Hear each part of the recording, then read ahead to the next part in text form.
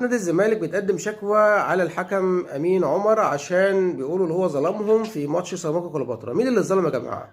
هل الزمالك اللي ضربة جزاء؟ لا، ملوش ضربة جزاء. اللي بيقول عليها ضربة جزاء دي مالهاش علاقة بضربة جزاء. هو الولا واقع، هيقع يعني على ايه؟ على ايه يعني؟ فهو وقع على ايديه، فالكورة جت في ايديه، مالهاش علاقة بضربة جزاء.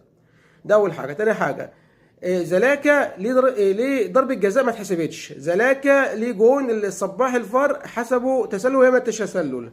احمد نبيل دونجا المفروض يتوقف وكم ماتش عشان شد الفلينه بتاعت الحكم واعتدى على الحكم، والحكم حتى نفسه قال له انا هطردك وما طردوش. فمين اللي اتظلم يا جماعه؟ وده اللي بياكد لك اقول لك يعني اقول لك كمان حاجه، هم بيعملوا كده ليه؟ عشان يضغطوا على الحكام، عشان يوقفوا معاهم الماتشات الجايه. عشان زي المتحدث الرسمي بتاعهم قال ايه؟ نادي الزمالك بيدعي المظلوميه علشان ياخد حقوق فوق حقوقه. بس هو ده الكلام الصح يعني. ماشي. وعموما انتوا بالشفا اللي انتوا تعادلتوا مع سيراميكا كليوباترا، يلا بالشفا.